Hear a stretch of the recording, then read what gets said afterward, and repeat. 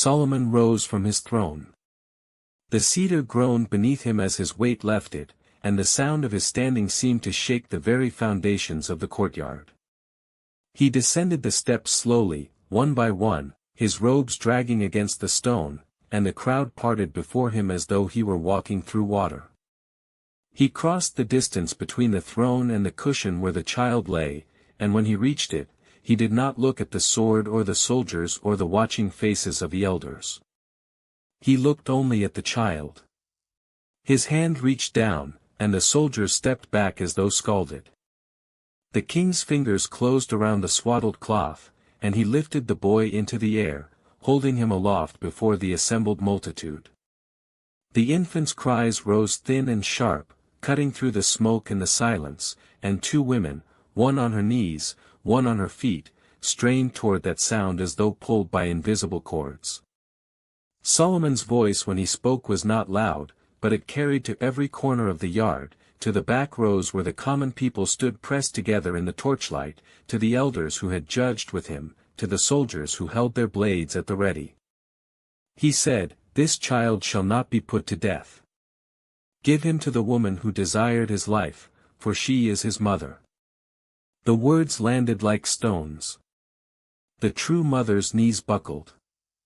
She did not rise, she simply crumpled, her body shaking with sobs so violent they seemed to tear through her chest, her hands pressed to her mouth as though she might swallow her own joy.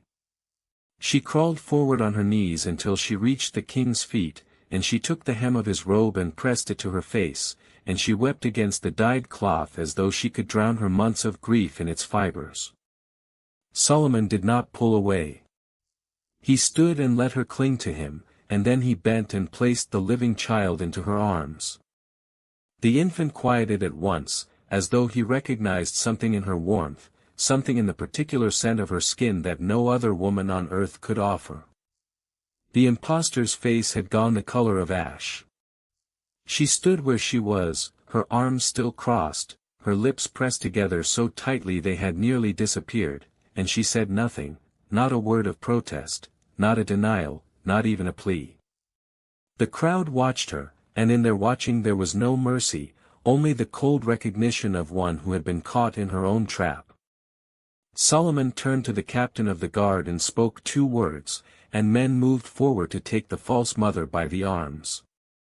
She did not struggle. She walked between them like a woman in a dream, her sandals scraping against the flagstones, her eyes fixed on some point in the middle distance where the child she had tried to claim was already disappearing into his real mother's embrace. The crowd erupted. A roar rose from their throats, a sound of vindication and wonder that rolled across the stone walls and into the night, and it did not stop. It grew and grew until the very stone seemed to shake with it, and above the noise, voices began to cry out the name of the king, not in worship of Solomon the man but in recognition of the hand that had guided him. "Wisdom," someone shouted, and the word spread like fire through dry brush. "Wisdom of God.